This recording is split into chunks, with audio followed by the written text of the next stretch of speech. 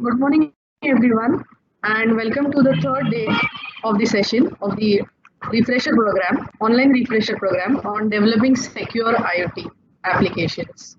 And today we have our resource person, Mr. Akshardeep Baga, co-authored the hands-on approach textbook series, including cloud computing, a hands-on approach, Internet of Things.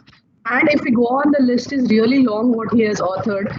We are very lucky to have you, sir, today. He's worked as a research scientist at Georgia Tech from 2010 to 2016, a wide experience over there, and has been a co-instructor for cloud computing courses. He was also awarded ECE Research Spotlight Award by Georgia Tech in 2014, and he has a wide experience in the field. He's worked with deep learning solutions and many other reputed companies and organizations. Mahavir Education Trust, Shine Anchor Kutch Engineering College warmly welcomes you at the session. Today's topic, sir, would be taking is blockchain for securing the IoT thing or Internet of Things. Sir, we warmly welcome you for this session and over to you now. Thank you.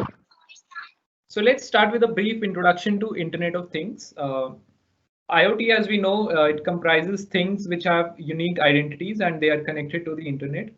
And usually things in IoT refers to IoT devices which have unique identities and they can perform remote sensing, actuation, and they also have monitoring capabilities. So what these IoT devices can do, they can exchange data with other connected devices or applications. They can collect data from other devices and process the data either locally or send the data to centralized servers or cloud-based application backends.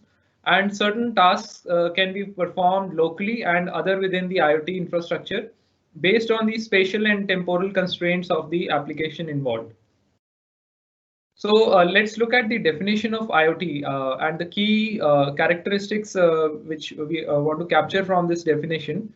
So IoT is basically a dynamic global network infrastructure with self-configuring capabilities, and it's based on standard and interoperable communication protocols where the physical and virtual things have identities, physical attributes, virtual personalities, and they are seamlessly integrated into the information network. And they often communicate data associated with users and their environments. So let's capture the key characteristics of IoT from this definition. Firstly, the IoT systems or devices, they are dynamic and self-adapting in nature. So devices can keep on joining or leaving the network, and these devices are have self-configuring capabilities.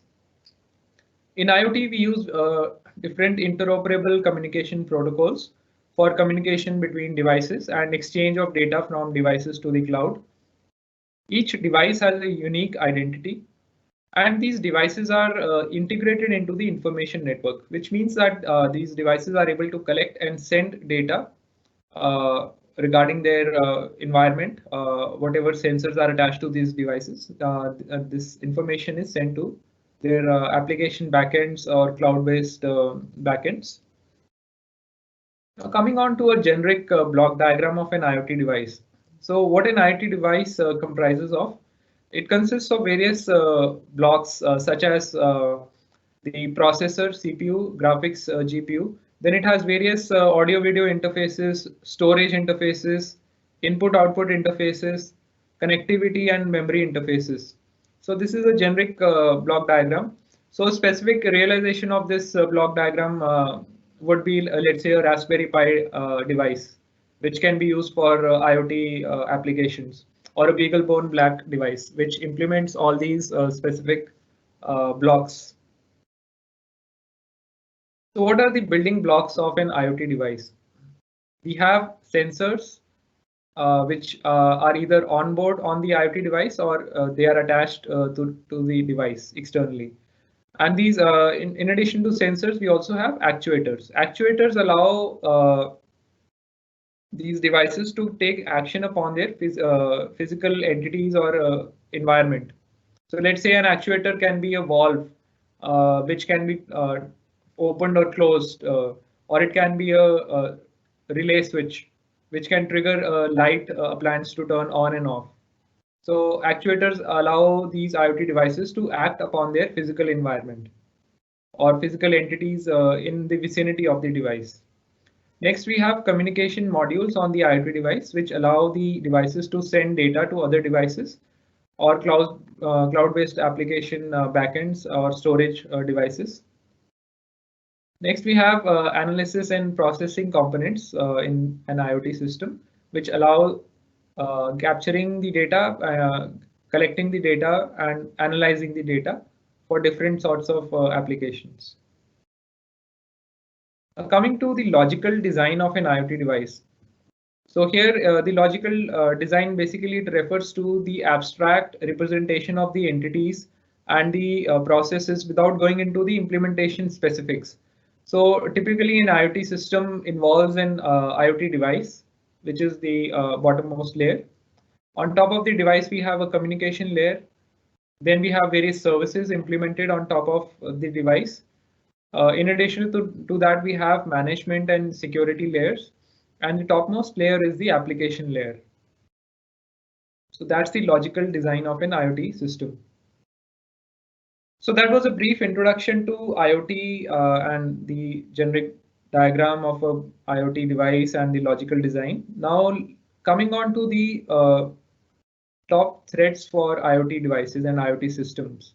So as we know, these devices are connected to the internet, and we have an IoT system may comprise a large number of devices. So these devices are prone to various sorts of attacks.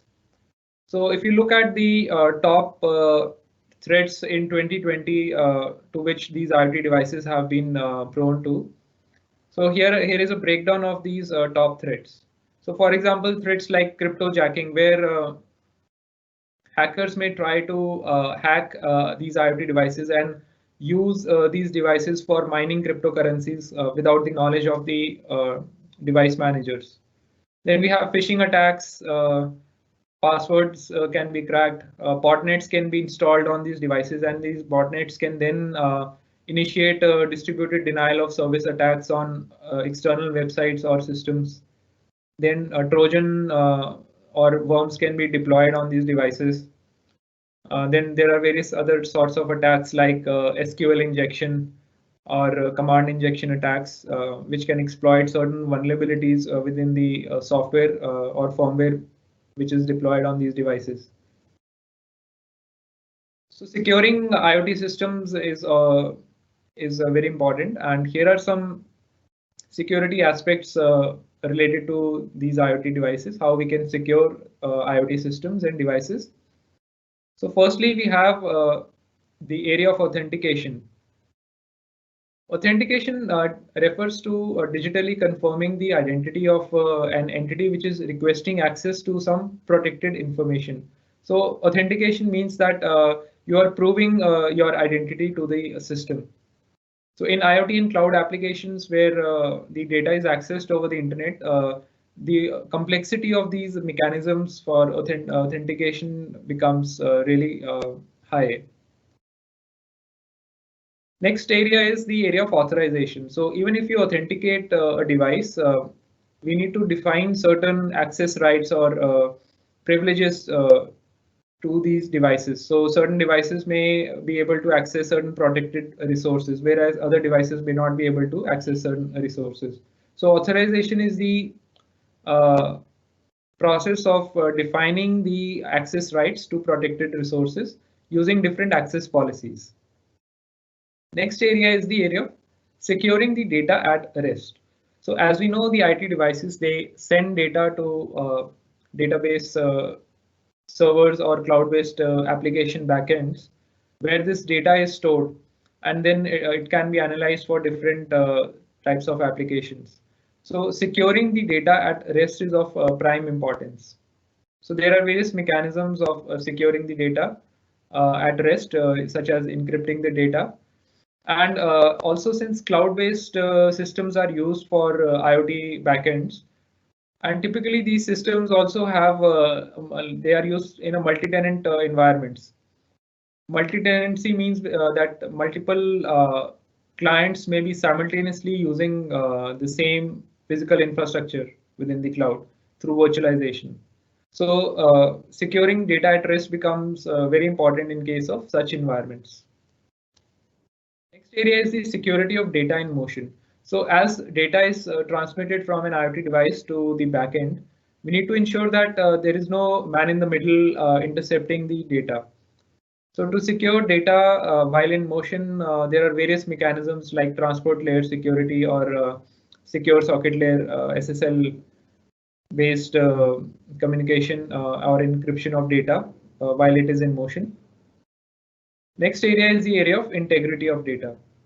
So integrity means that ensuring the data is not altered in an unauthorized manner after it is created or transmitted or stored. So maintaining the integrity of data is of prime importance, and we need to ensure that any man in the middle or any unauthorized entity is not able to modify the data in any manner. Next area is the area of auditing. So auditing refers to maintaining a complete log of all the application and data accesses and actions performed by different users for auditing purposes. So those were some of the areas of how these devices can be secured. Now coming on to blockchain, and what is blockchain and how does it play a role in securing IoT systems? So let's start with a brief introduction to the blockchain technology itself. So what is blockchain? It's a distributed data structure. It comprises of a chain of blocks. And blockchain acts as a distributed database or a global ledger which maintains records of all transactions on a blockchain network. And these transactions, they are time-stamped and bundled into blocks, where each block is referencing the its parent block through a cryptographic hash. And then these blocks form a linear sequence, which is called a blockchain structure. So here is an example of a blockchain structure where we have different blocks, and each block references its parent block through a cryptographic hash, and these blocks are added onto the chain. And as in when new transactions are sent to the network, these transactions get mined on the network, and the miners or the validators on the network, they process the transactions and bundle them into blocks. So here is an example of the Ethereum blockchain visualized, where we have different blocks, and we can see these blocks are referencing their parent blocks. And also within each block, you can see these small circles in yellow and gray color. So these circles are basically the transactions which are being bundled into blocks. And on the bottom left, you can see there are various unprocessed or unvalidated transactions which are still pending for validation by the miners or the validators. So when new transactions are sent to the network, after every 12 seconds, in case of Ethereum, which has a block time of 12 seconds, a new block is generated. So miners on the network, they validate the transaction, and then these transactions are bundled into blocks. So every 12 seconds, a new block is generated by the miners, and then that block is added to the chain, and each block is referencing its previous block through a cryptographic hash. So blockchain structure, as I just mentioned, it comprises a sequence of blocks. So here instead of storing the entire transaction data itself within the block, we use a special data structure called a Merkle tree. The benefit of Merkle tree is that instead of storing the entire data within the block itself, which will make the block very bulky or very heavy in nature, we just store the root hash of the Merkle tree. So it is a tree in which we have the leaf nodes, which are storing the various data items or the data on the transactions. And then we compute the hashes of these leaves all the way up till the root node. So let's say we start with the leaf node which stores data on transaction A and transaction B, and then we compute hash of these two leaf nodes, and then we compute the hash of the nodes at one level up, and when we propagate these hashes all the way up till the root node, and we store only the root hash within the block. So this makes the block structure very lightweight. and any change that is made in any of the leaf nodes will result in a different root hash. So that makes the blockchain structure immutable in nature, because if we change any of the leaf nodes, anything is changed within the Merkle tree, it will result in a different root hash, and that root hash will not be part of the block. So that will produce your different block, and that block is not part of the canonical chain. So that means the structure becomes immutable. So once a transaction is mined and processed on the network and added to a blockchain structure, there is no way that transaction can be changed. So it's blockchain is a way of storing data or data on transactions in an immutable manner. So let's see how these Merkle trees are able to protect the integrity of data and also ensure immutability. So here is an example where we have different leaf nodes, and these leaf nodes are storing data on like different data items are being stored in these leaf nodes. So we have leaf nodes 0 to 7. We are storing these data items. Then we compute the hash of each leaf node, and then propagate the same and keep on computing the hashes all the way up till the root node. So let's say an hacker tries to change any data item within one of the leaf nodes. So let's say the item 0 is replaced by 6.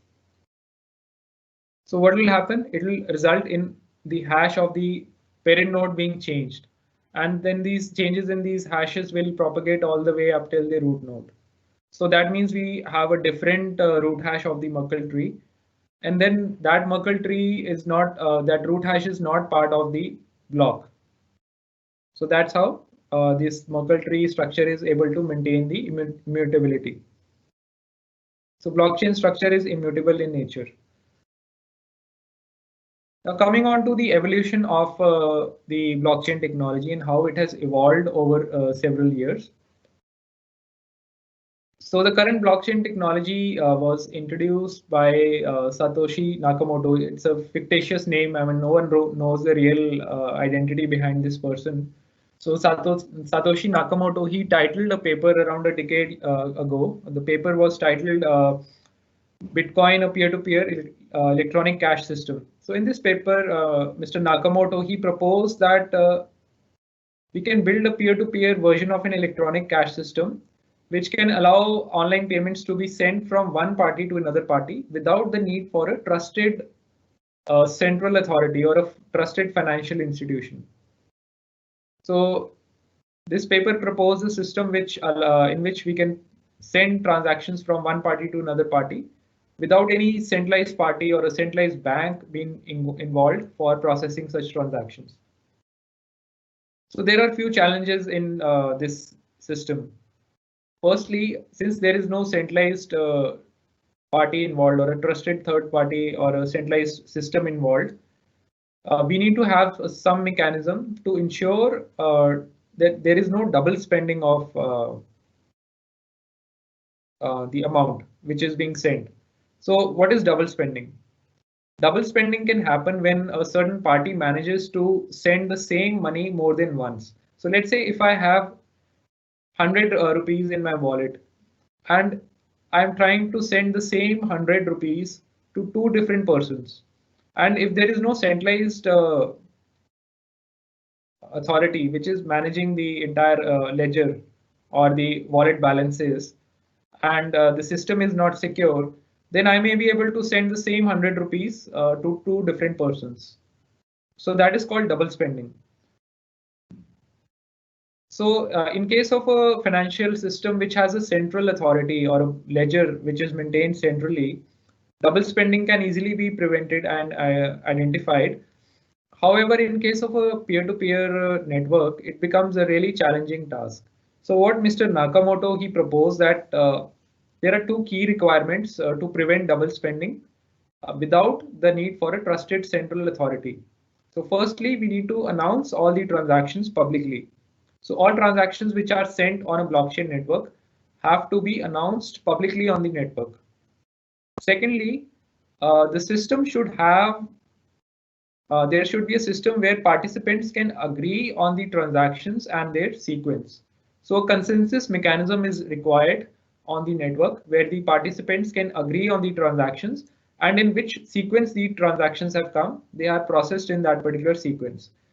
So these two key requirements led to the development of the blockchain technology. Coming on to different generations of the blockchain networks. So the first generation of blockchain network, it was, as I mentioned, it was introduced by Mr. Nakamoto, along with the electronic cash system or cryptocurrency called Bitcoin. And Bitcoin network, it made use of blockchain technology to record transactions which transfer the Bitcoin cryptocurrency. So the first generation of the network, it was specific to only a particular use case, and the use case was the Bitcoin cryptocurrency.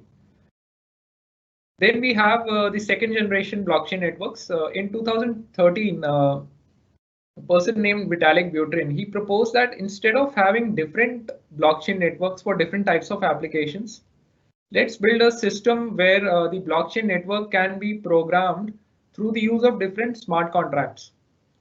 So he proposed the idea of a single programmable blockchain network which can be used for developing different types of applications. And these programmable components take the form of a smart contract. So what is a smart contract?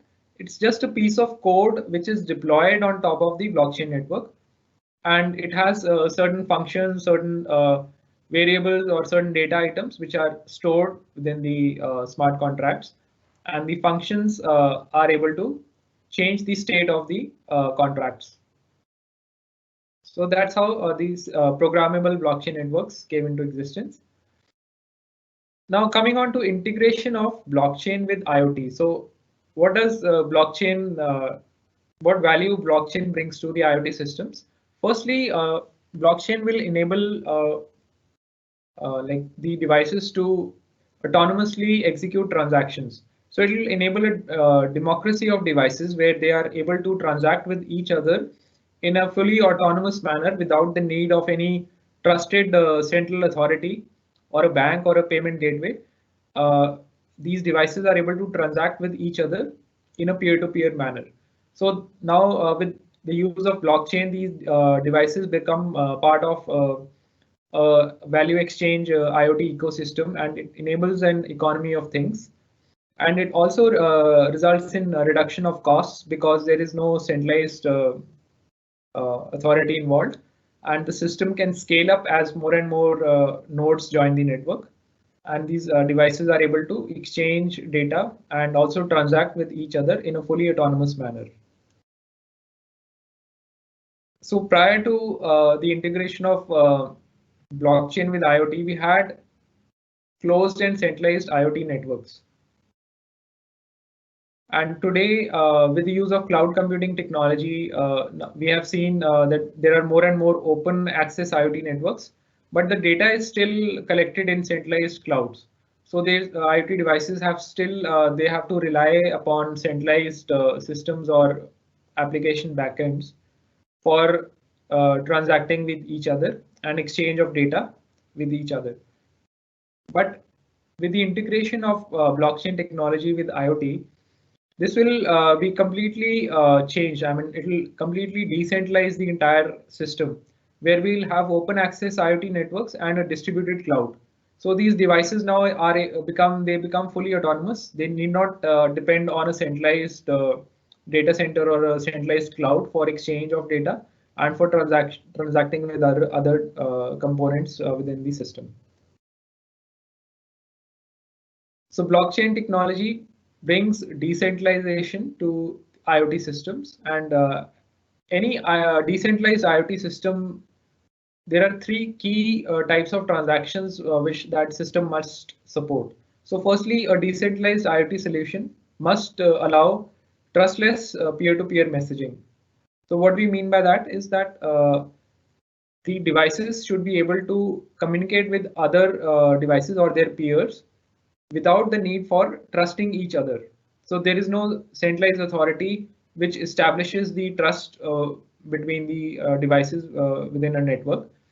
So even if a device doesn't trust the other device, it should still be able to communicate in a secure manner with other devices. Next requirement is that we should have a secure distributed data sharing system between the decentralized IoT solution. And finally, we should have a robust and scalable form of device coordination. So since we don't have a centralized authority, we require some mechanism in which by which the devices can coordinate with each other. So successful decentralization of IoT requires enabling peer-to-peer transactions, being trustless, and having no single point of failure and no centralized system being involved. So that these are the key requirements of a decentralized IoT system, and blockchain is able to address all these requirements. It enables these devices to become fully autonomous. They can exchange messages with each other, and they can share data with each other, and also coordinate with other devices or peers within the same network. So why blockchain works for IoT?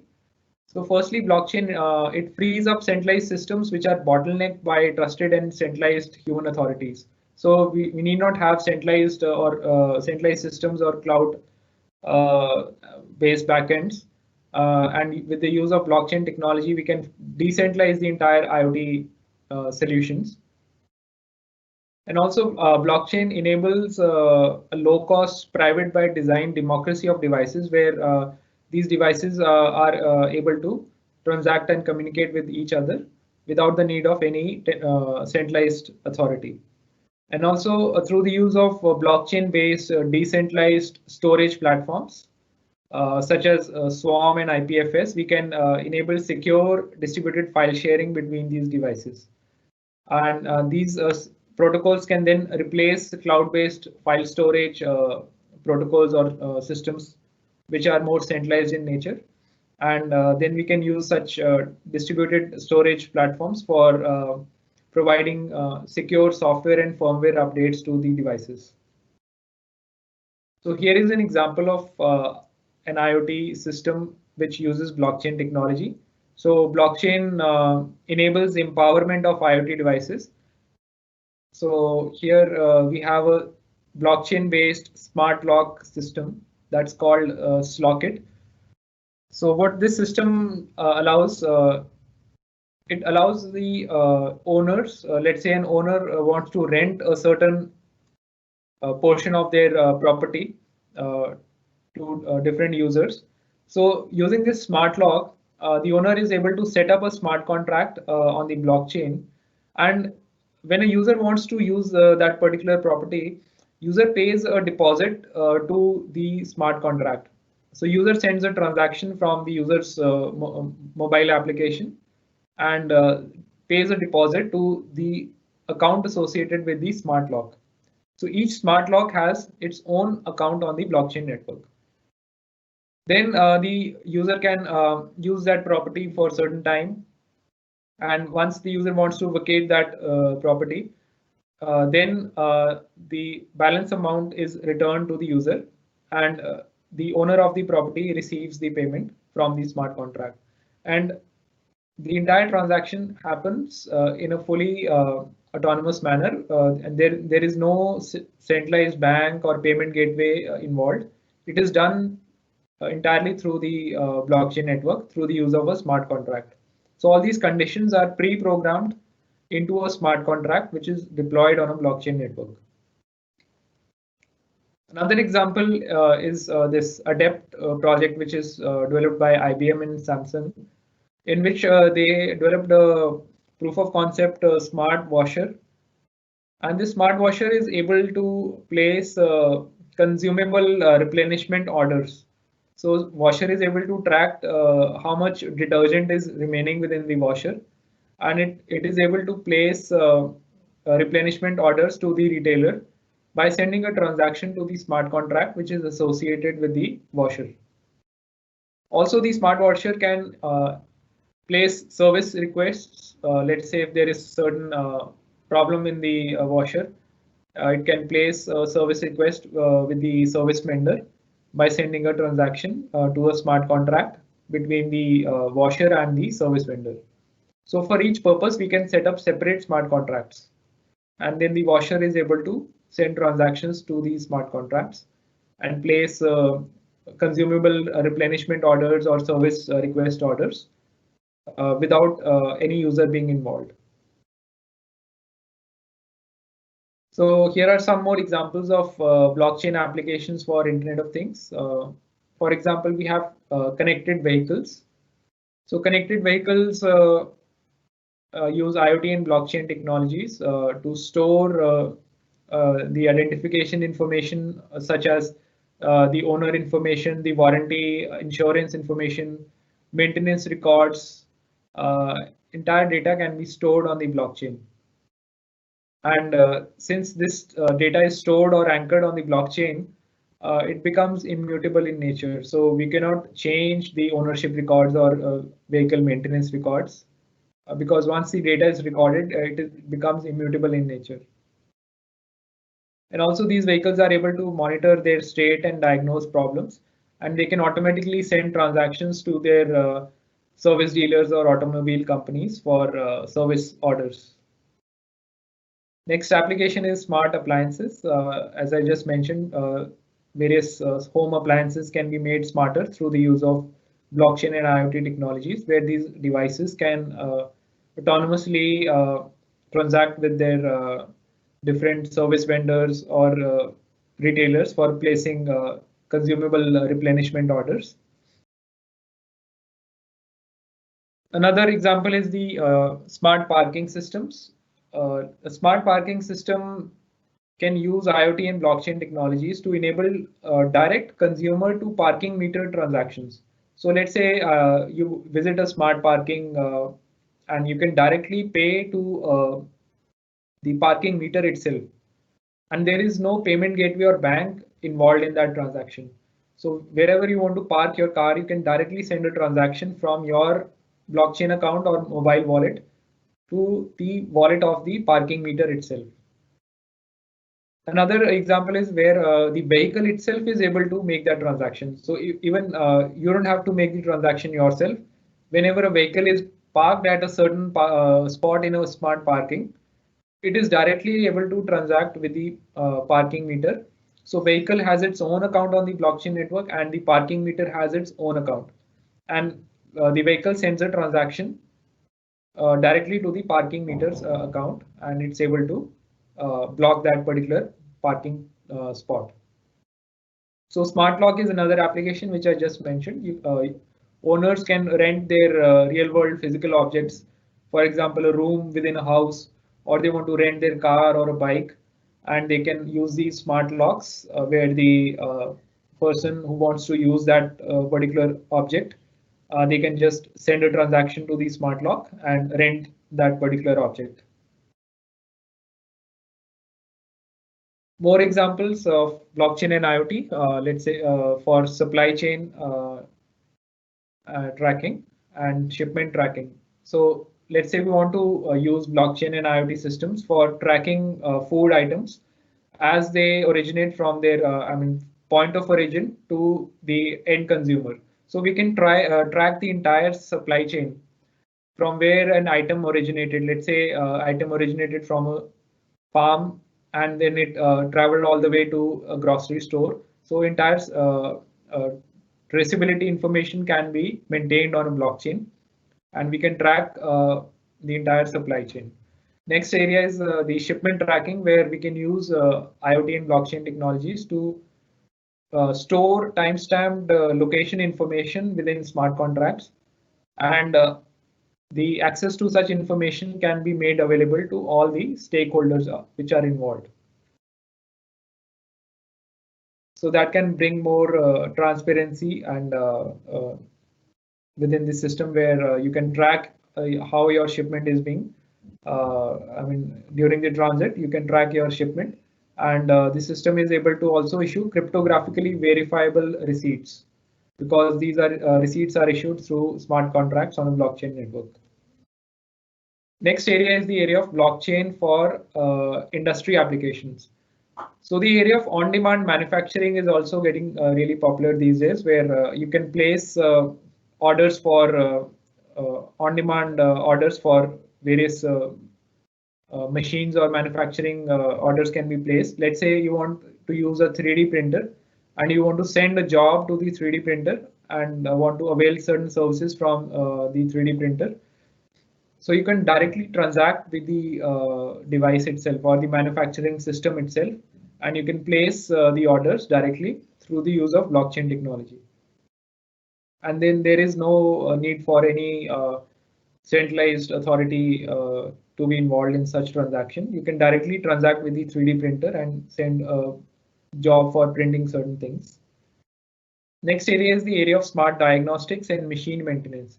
So machines are able to diagnose problems within their functioning, and they can monitor their state, and then they can autonomously place service orders or consumable replenishment orders or part replenishment requests to the maintenance vendors. Another area is the area of traceability. So through the use of blockchain technology and the use of smart contracts, you can maintain a complete traceability information on the blockchain. So let's say a part is manufactured in a factory, and that part goes into a particular model of a car, and then the part becomes faulty, and you want to recall back all these cars which are using a particular batch of that particular product. Through traceability information, you can identify which particular machines were able manufactured that part, or which factories manufactured that part. So that information is maintained on the blockchain, and you can easily track the entire system through that traceability information which is stored on these systems. Next area is the area of product certifications and supply chain tracking. Again, just like the earlier example, you can use blockchain for certifying different products. So you can store where a product was manufactured, which particular machine was used to manufacture that product. So all such information can be maintained on the blockchain. Then there are various applications for the energy sector, for example, solar charging stations. So what these charging stations allow, they allow you to, you can charge your devices or charge your electric vehicles by sending transactions to these charging stations without the need for any intermediary or a payment gateway.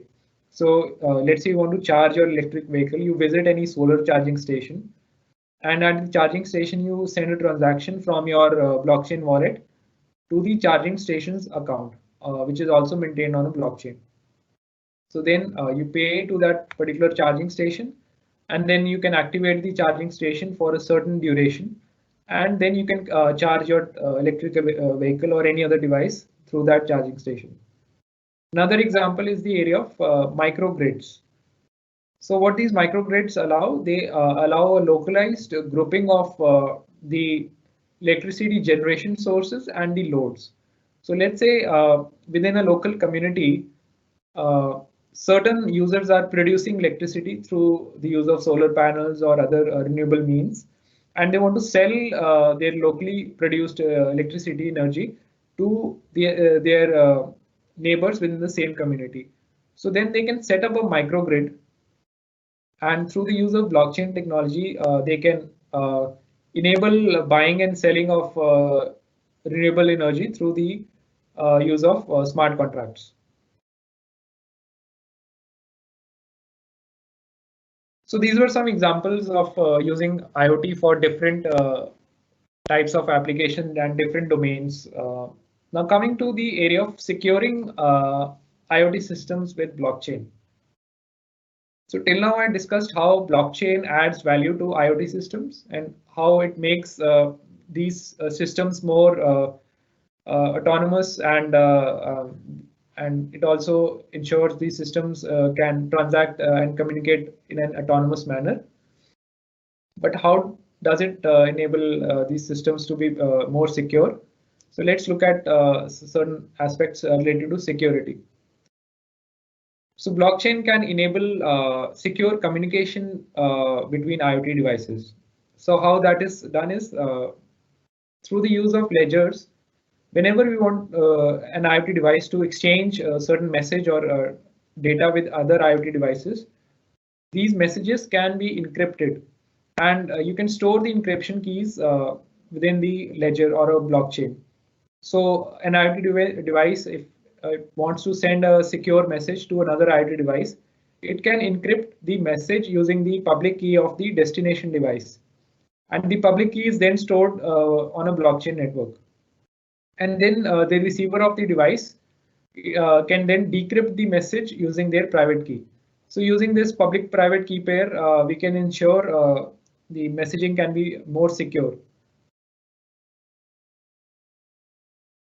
Next area is the area of authentication of users. So let's say a device sends a message to another device. How can the recipient device be sure that the message was sent by a particular device? So through the use of digital signatures, the authenticity of the sender can be established. And blockchain technology and blockchain structure can be used for storing the keys involved in this digital signature. So how digital signatures work?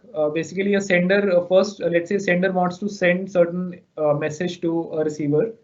Sender first calculates the hash of the message, cryptographic hash of the message, and that hash is encrypted with the private key of the sender. So only the sender has the private key and no one else knows that private key. So sender then encrypts that message, and the digital signature along with the message is transmitted. So digital signature is basically the encrypted hash of the message. So the sender transmits the original message and the digital signature together. So now when the receiver receives that digital signature and the message, the receiver is able to decrypt the digital signature using the public key of the sender. So as the public key is stored within a ledger or a blockchain structure, so receiver knows that how to decrypt that digital signature. And by decrypting the digital signature, we can identify the hash value of the original message. And since the original message is also transmitted in clear text, the receiver can compute the hash from the original message. So then the receiver has two hash values. One hash value which is obtained from the digital signature by decrypting the digital signature, and another hash value which is obtained by computing the hash of the original message. So if these two hash values match, then it means that the message was indeed sent by the sender, who claims that that message has been sent by him.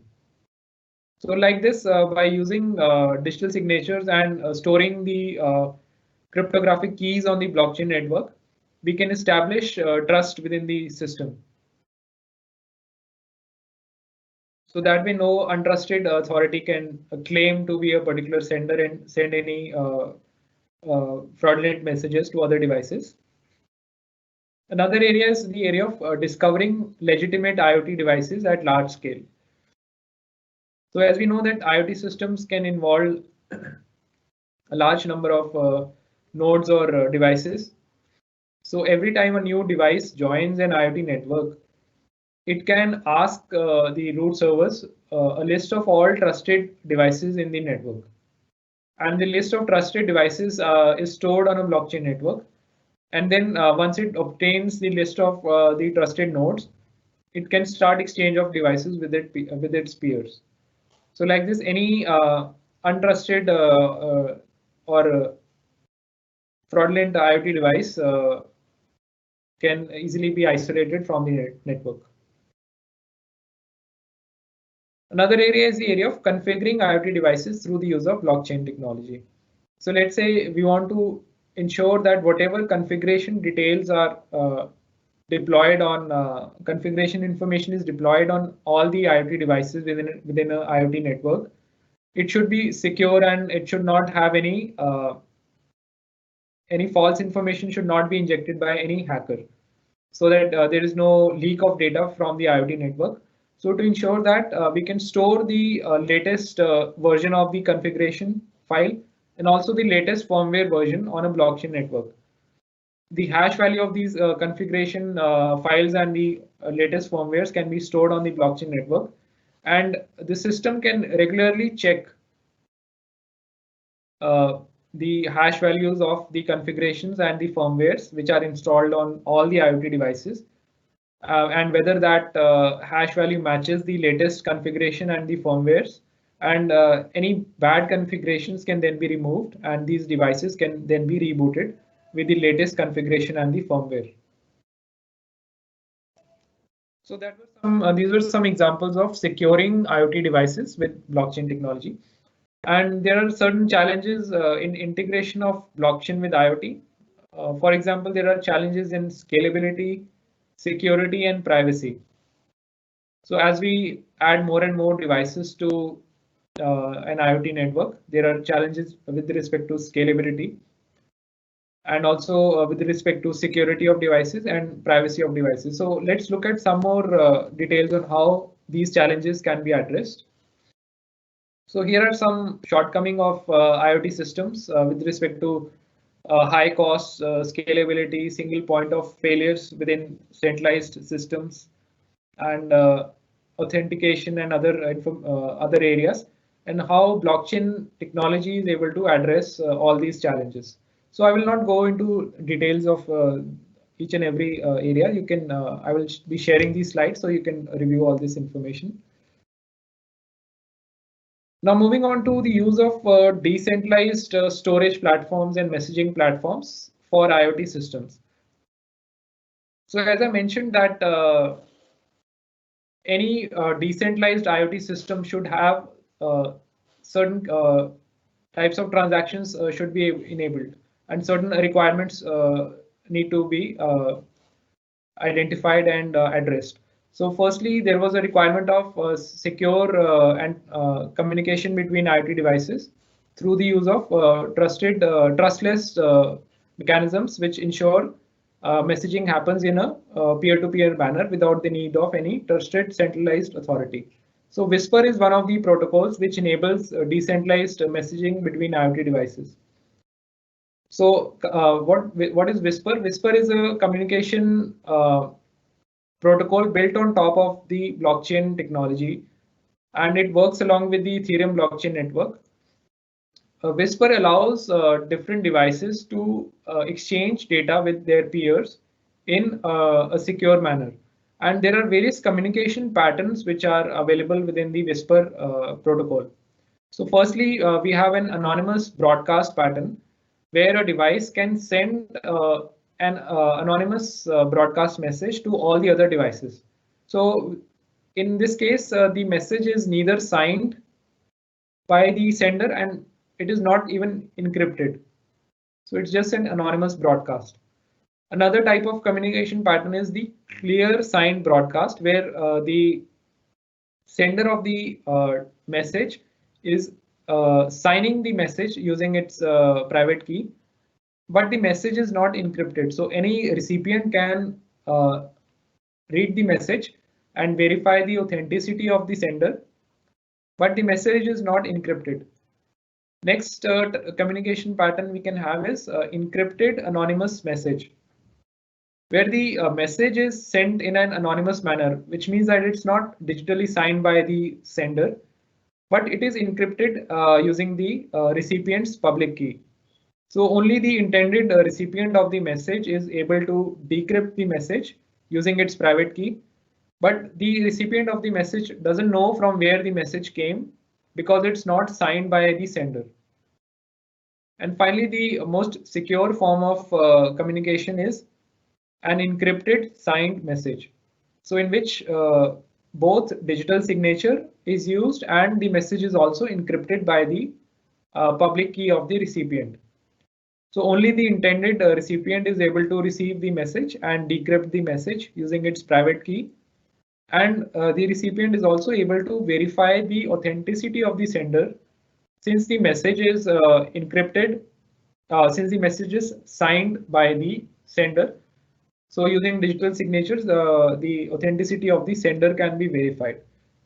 So like this, using different communication patterns, which are available within this Whisper communication protocol, IoT devices can exchange data in a secure manner through this particular protocol.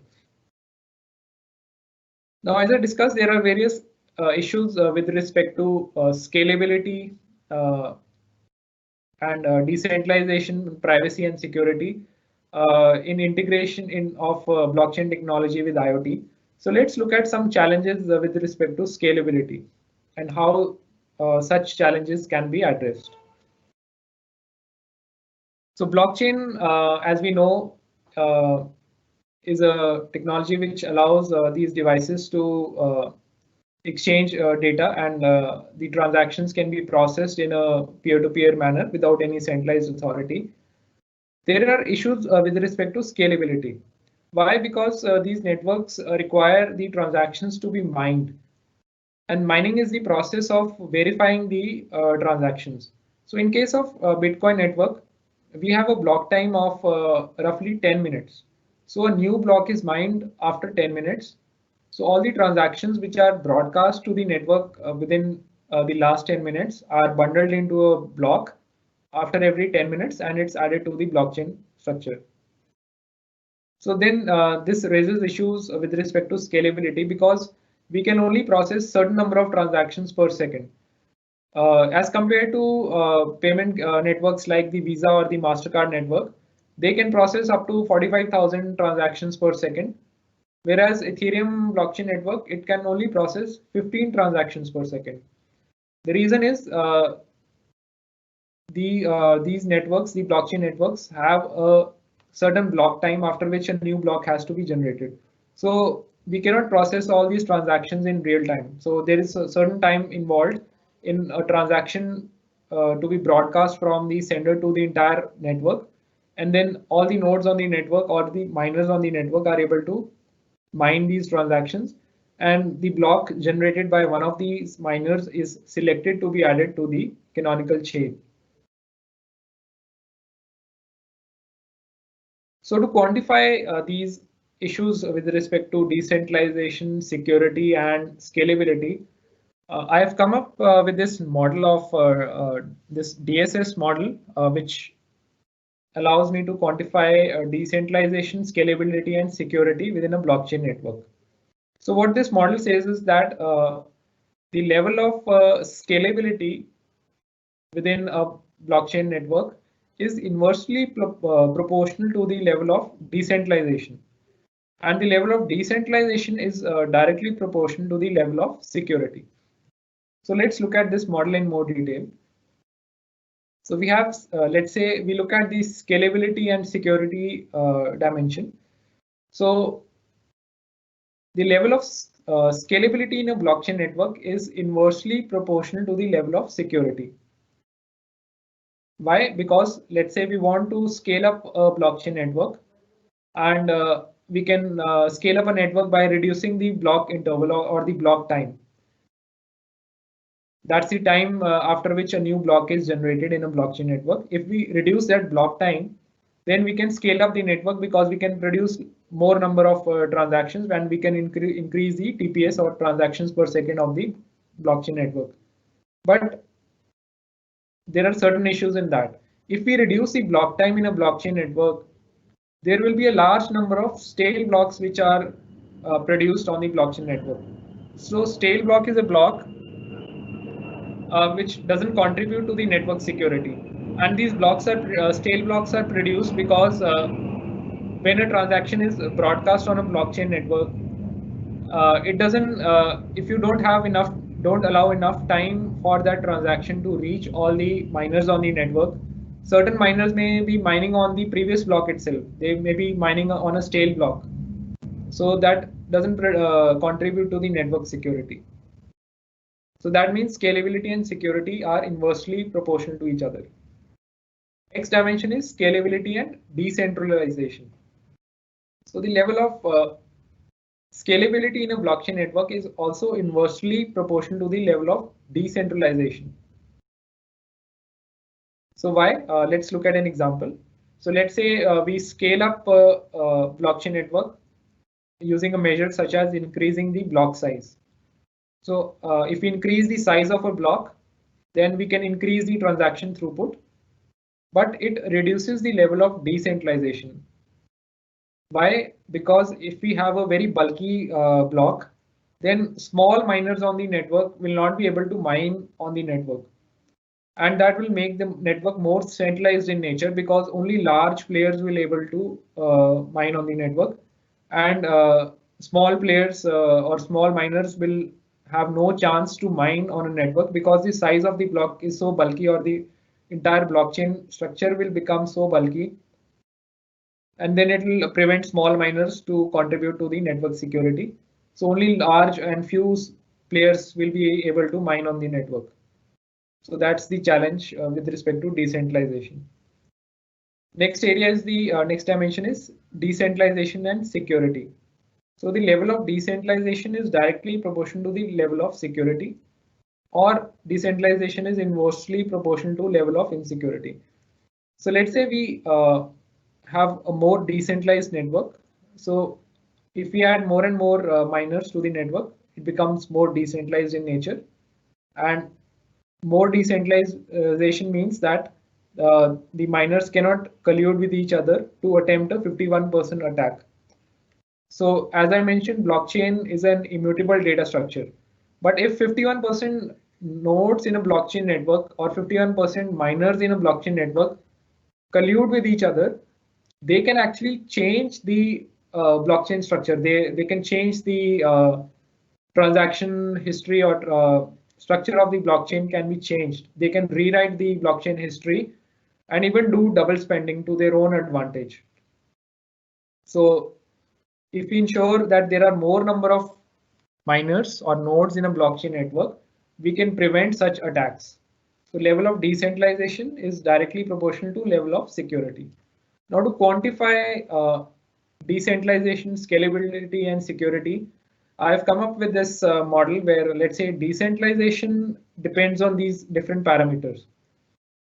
So decentralization depends on the number of nodes in a network, or the number of peers which are connected to every node, the minimum bandwidth that is required by every node to mine successfully on a network,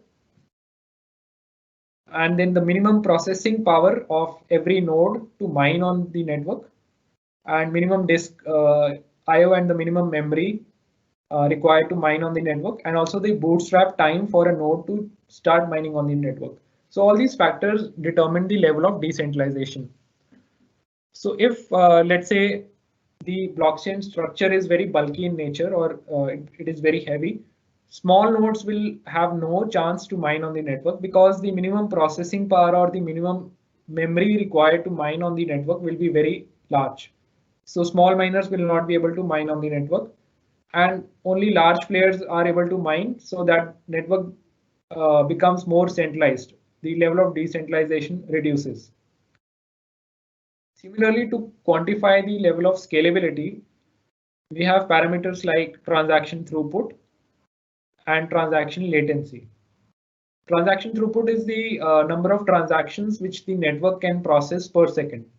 So as I mentioned, Ethereum can process only 15 transactions per second, whereas commercial networks like the Visa payment network, it can process 45,000 transactions per second.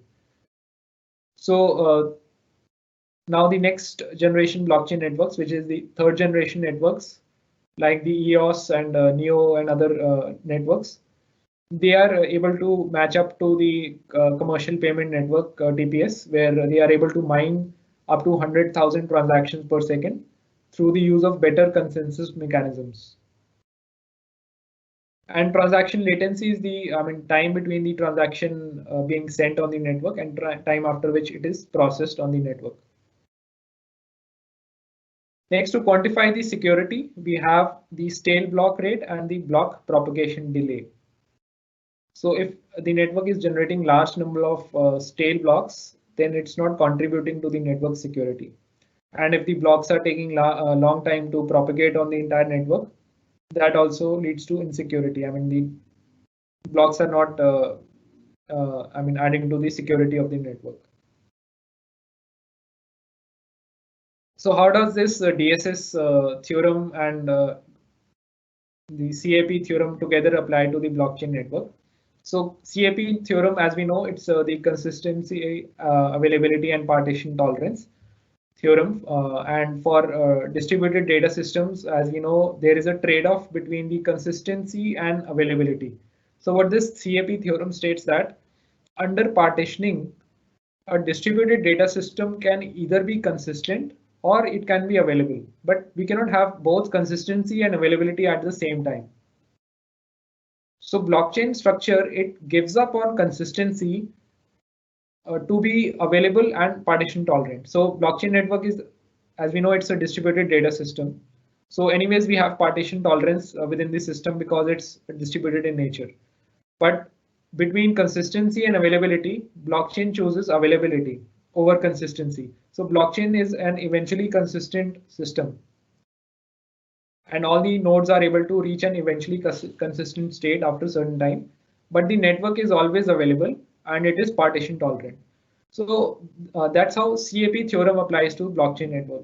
And this new DSS theorem, which we proposed, is also applicable to blockchain network, and it's complementary to the CAP theorem as well.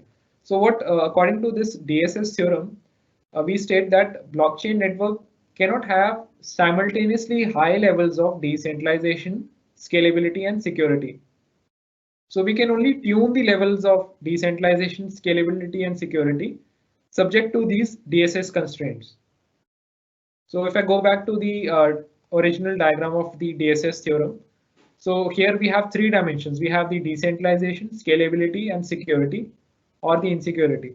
So we can only tune the levels of decentralization, scalability, and security given the DSS constraints of the blockchain network. And these constraints are determined by these different parameters, which I just discussed, which quantify these different dimensions.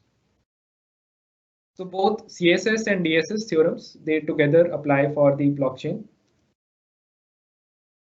So that was a discussion on like how we can address scalability, security, decentralization of blockchain networks. And we want to apply these networks, blockchain networks, for IoT systems. So these aspects are very important. We need to address scalability concerns, decentralization and security concerns if you want to address use blockchain for IoT systems. Now coming on to an example of blockchain platform for use within industrial applications. So I, along with my researchers, fellow researchers at Georgia Tech, we've come up with this new platform called Blockchain Platform for Industrial Internet of Things. So what this platform does, it allows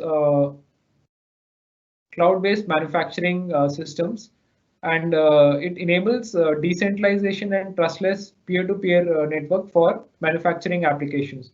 So we have different machines within, let's say, a factory, and we want to send transactions to the machines directly. So let's say we have 3D printers or CNC machines within a factory, and we want to enable cloud manufacturing for such machines where the users are able to send manufacturing orders directly to these machines. For example, the CAD files can be sent to the CNC machines, and we want to make a payment directly to the machine itself to process a particular order. So this blockchain platform for IIoT enables this particular feature, where it enables cloud-based manufacturing and also enables these devices to accept orders from the users directly without any centralized authority being involved. And the key component of this blockchain platform for industrial IoT is this single board computer, to which we have attached an interface board. So what the interface board does is that it is equipped with various sensors and actuators. So sensors are able to monitor different things on the machine, and actuators are able to act on their physical environment or the machines which are connected. So actuators can activate the machine, and sensors are able to sense different parameters from these machines. And we have interfaced this board to a single board computer on which we deploy a firmware image. And this firmware image has implementation of different services, like a blockchain service is implemented within this single board computer. And also we have a cloud-based communication backend bridge established. So we have a blockchain network bridge and also a cloud bridge, which allows this single board computer to send data from these machines to the cloud and also receive orders from the cloud. And a blockchain network bridge enables these single board computer to transact with the smart contracts specific to these machines. So let's say we have a 3D printer machine or a CNC machine. It will have its own smart contract on a blockchain network, and a user can send a transaction to the smart contract for placing a job order and send a payment directly to the smart contract. So then there are some details on the different interfaces implemented by this system. We have a northbound interface, which is the cloud bridge, which is able to send data from the IoT device or the machine to the bridge to the cloud. Next, we have the southbound interface, which is the interface between the single board computer and the interface board. Then we have eastbound, westbound interfaces as well. And here is a reference design of the interface board, which is connected to the machines. So interface board is equipped with various sensors and actuators. So sensors are able to sense different parameters from these machines, and actuators are able to act upon these machines and activate these machines. Eastbound interface allows you to configure these devices externally.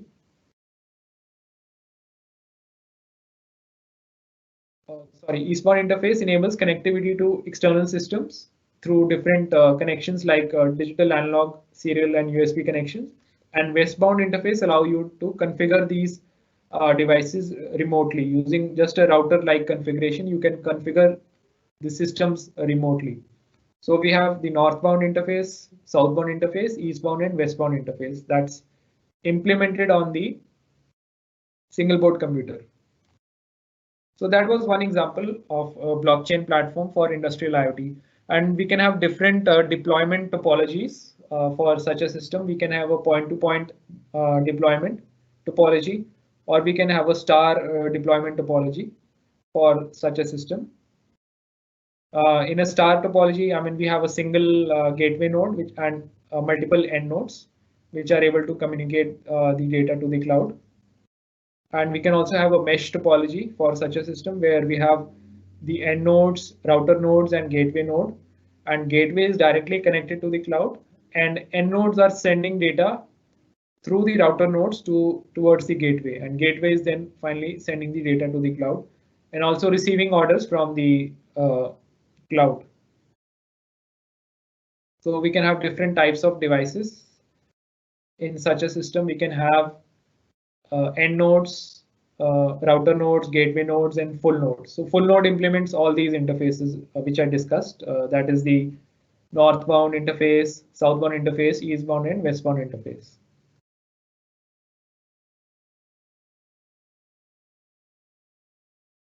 So then finally, I have one more example to share.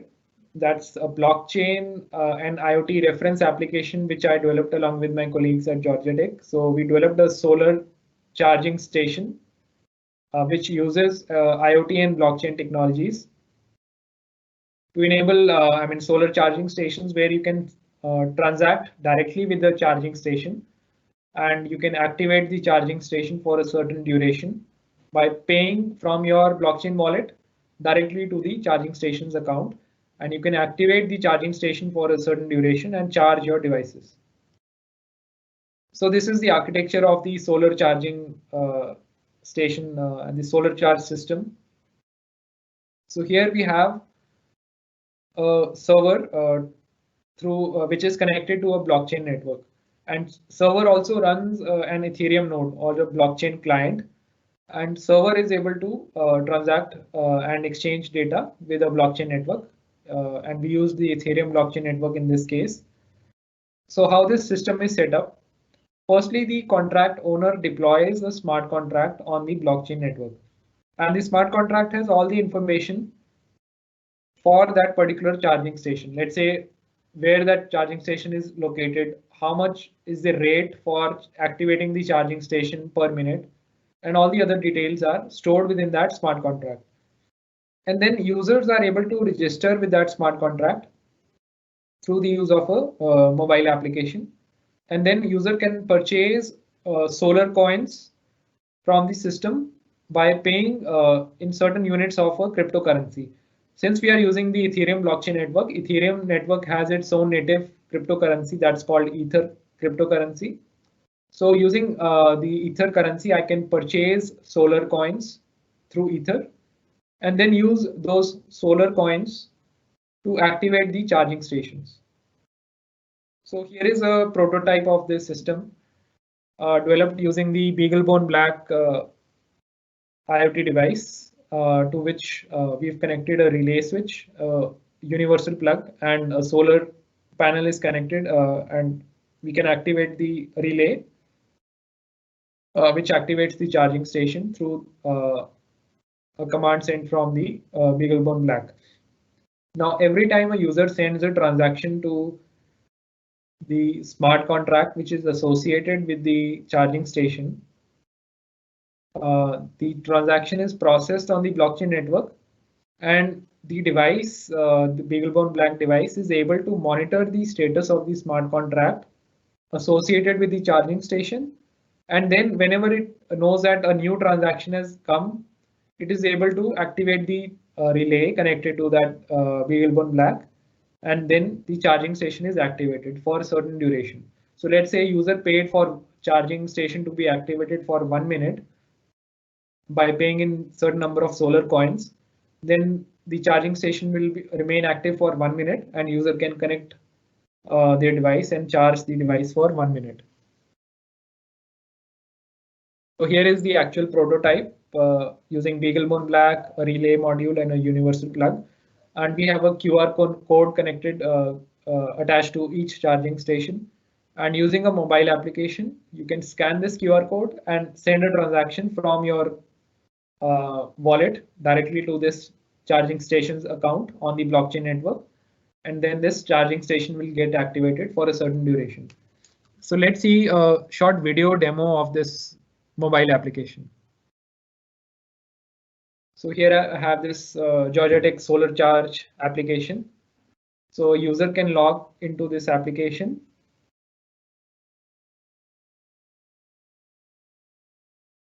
So here a user is just logging into their account in this particular application, which maintains the wallet information.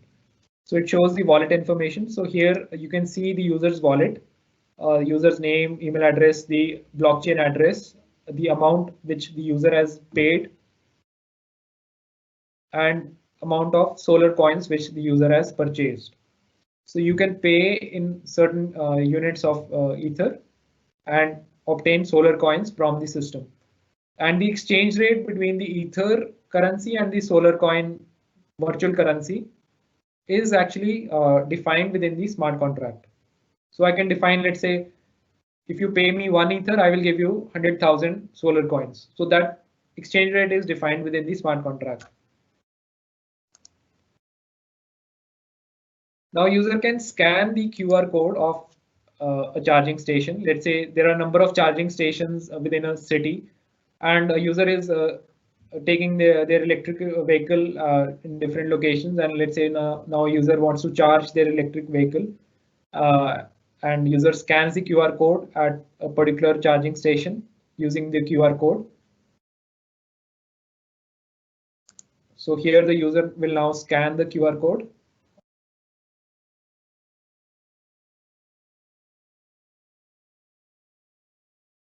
And when you scan the QR code, it will give you information of the charging station, where the station is located.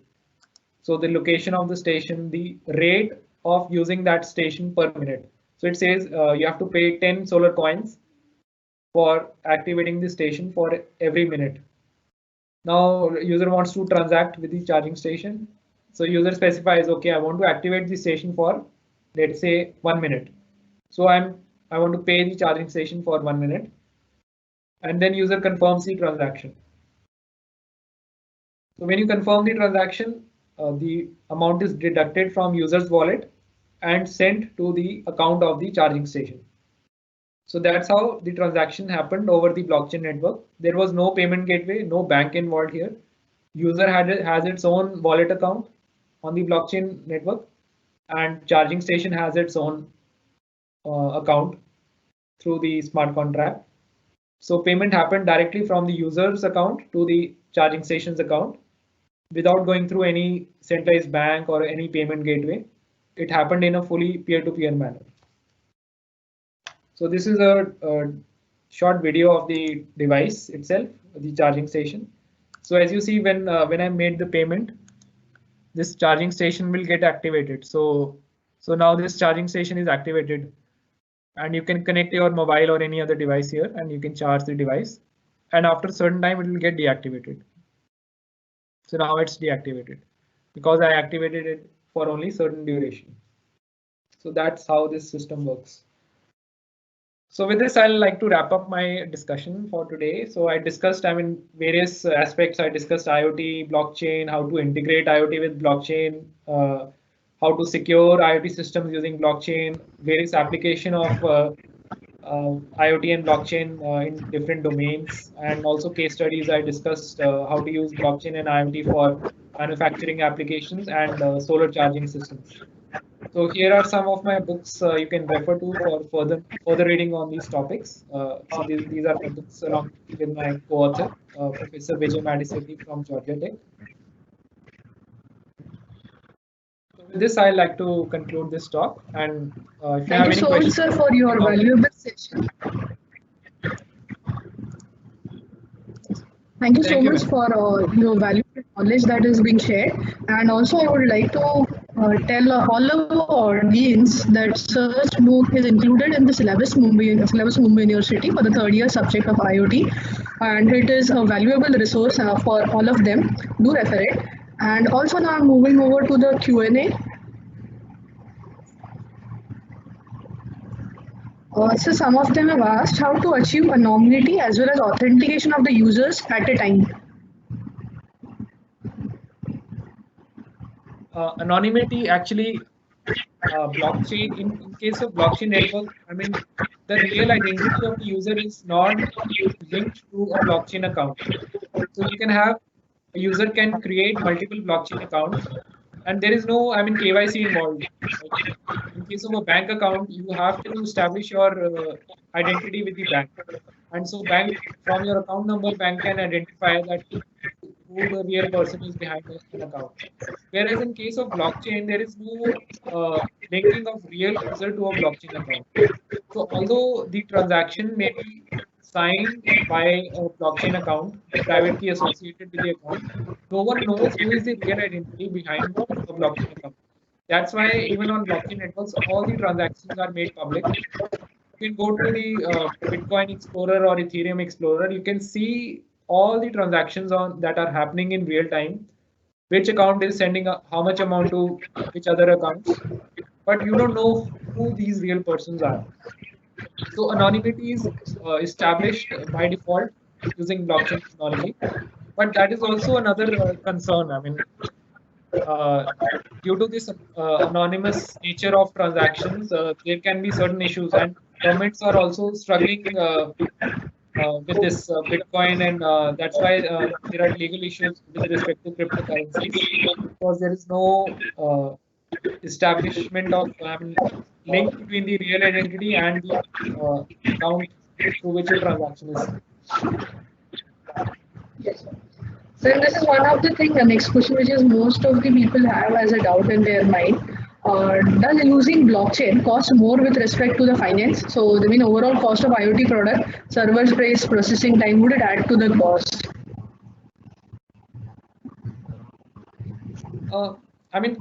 If you look at the cost involved for centralized systems, it will be much higher as compared to decentralized systems. Because decentralized systems, they can be used for multiple IoT applications. And the same Ethereum network can be used for different types of applications through the use of smart contracts. So it actually saves the costs. Instead of having your own centralized servers or cloud system just for that particular application, Here the costs are being shared, and the network is also more scalable because as more and more nodes are joining the network, it becomes more scalable. You've already answered this, but if there is more light needed to be put on this, please take it. What is exactly cryptocurrency and how smart contract technology can be used in blockchain? Can you give an example?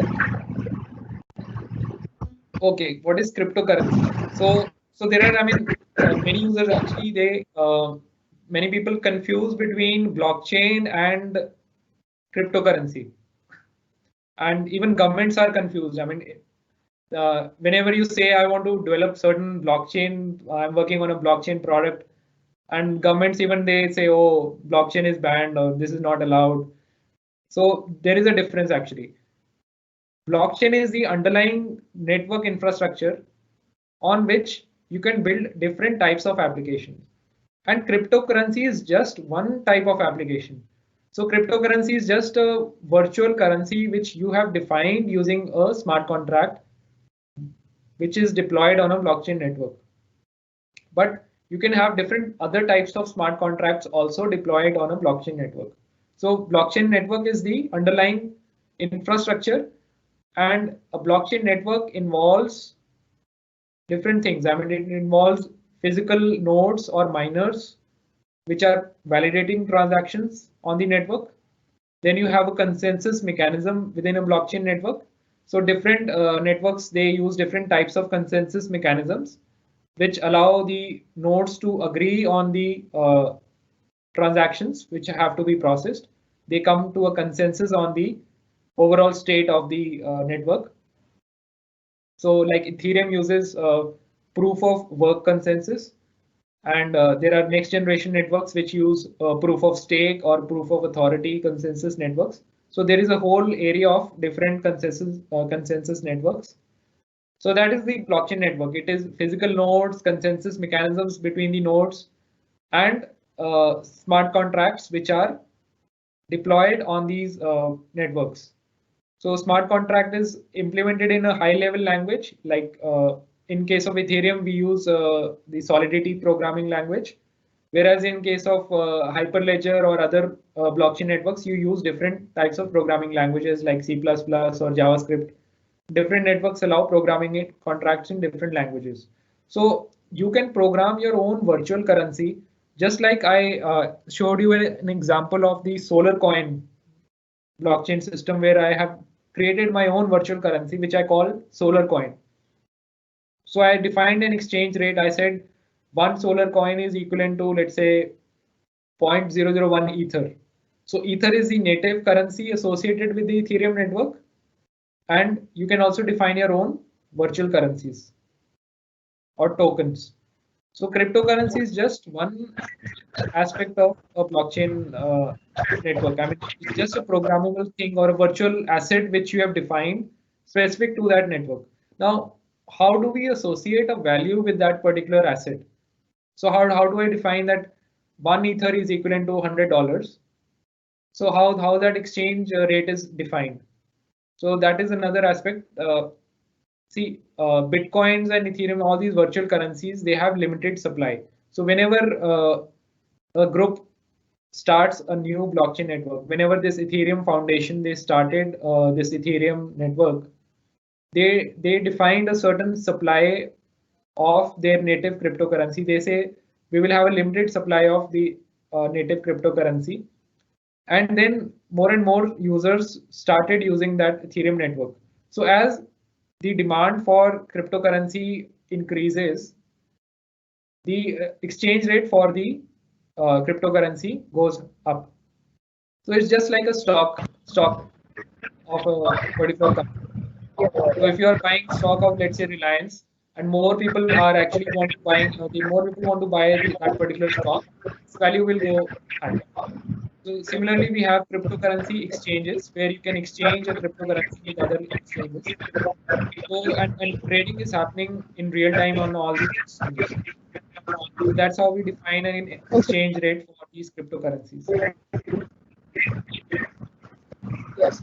So next four questions what we have, like they're more application oriented. So with your permission, I would like to compile it together and ask if you permit. Yeah. So a transparent ticketing ecosystem, how blockchain eliminates the ticket fraud and tickets are sold for a fair price. So this is about ticketing system. One question is related to big pharma. So drug distribution and big pharma companies, how blockchain can be used. So, and there's one more which says how does the blockchain technology can prevent ransomware attackers? And is Raspberry Pi used in solar energy payment projects? So it is solar energy, it is ransomware attackers, it is from the pharma distributors point of view and from the ticketing fraud. Yeah. See, ticketing fraud. Firstly, you can set up a smart contract. Let's say you have limited seats available. Let's say on an airline or a railway or any event like a conference, you have limited seats available, and you want to ensure that there is no fraud happening, and the organizers or the persons are not able to sell more tickets than the number of seats which are available, and transactions are also happening in a secure manner. So you can establish a smart contract, you can deploy a contract, and you can define the number of open slots which are available within the smart contract itself, and a price for each smart contract can be defined. Then whenever a user wants to purchase a ticket, user sends a transaction from their account to the events smart contract account, or the whatever thing you are selling tickets for. I mean, either it's an airline flight ticket or a conference event. Then it eliminates fraud, because actually it gives you complete transparency. How many open slots are left, how many users have purchased, how much amount is being collected, and that amount is also not directly transferred to the beneficiary. It will remain within that smart contract itself. You can define the contract as a escrow contract. So the purpose of that contract is, let's say, anytime before the event or anytime before the flight, you should have the ability to cancel your ticket. Let's say if you allow that option, if you want to allow users to cancel the ticket, you can define it, the smart contract, as a escrow contract. So escrow contract means the payment is withheld within the smart contract itself, and payment is not transferred to the beneficiary. So before the event or before the flight takes off, you can cancel the ticket and get an immediate refund to your blockchain wallet. And after the event happens, the amount is transferred to the beneficiary of that event, or beneficiary of that or that particular airline or railway. So that ensures that there is no fraud happening, and also you get instant refunds for your tickets if you are canceling a ticket. So that was about using smart contracts for selling tickets. Now coming to the pharma thing. I mean, in pharma, there are a lot of things in which IoT and blockchain together they can be used. Firstly, let's say in the area of supply chain tracking as well, or traceability of the medicines. So if you want to track, let's say you are consuming a medicine and you want to track from where this medicine originated. Is it a original or is it a spurious thing? So using blockchain and IoT together, I mean, you can maintain the complete traceability information. So whenever a pharma company is manufacturing a medicine, they can include certain traceability information. For example, a QR code of the address of the smart contract. And users may be given a certain application, they can scan the QR code, and then they can verify the authenticity of that particular medicine being manufactured at a particular facility of that pharma company, and how that particular medicine was transported from that particular factory to which distributor, and all this information, traceability information, can be maintained on the blockchain. And IoT systems can actually help in automating such information. I mean, how that information is captured on the blockchain, that thing we can automate through the use of IoT. So that's one example. Another example is through, you can store information related to the patient health, like the electronic health systems, EHR systems. The patient's records can be stored on the blockchain network itself within smart contracts.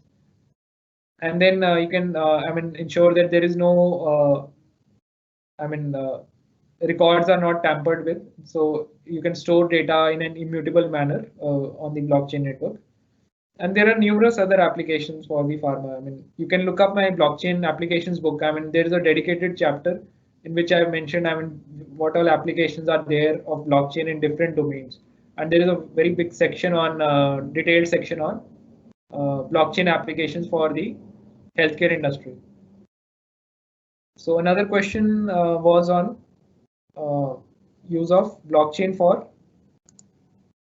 What was the question? I mean, it was use of blockchain for solar, sir. solar. Yeah. Yeah, use of Raspberry Pi for solar. So as I just mentioned, I mean, in my case study, I demonstrated you can use any IoT device like a Raspberry Pi or a BeagleBone Black. So that Raspberry Pi device, how it worked along with the blockchain network was, like I had a smart contract which I had deployed on the Ethereum network. And Ethereum network is just a public blockchain network. And my Raspberry Pi device or an BeagleBone Black device had a blockchain client installed on that device. So I can install the Ethereum's client on my Raspberry Pi device itself. And that Ethereum client allows me to transact with the smart contract and also watch that smart contract. So I can, from my Raspberry Pi device, I can check the status of the smart contract. I mean, I can check my account balance.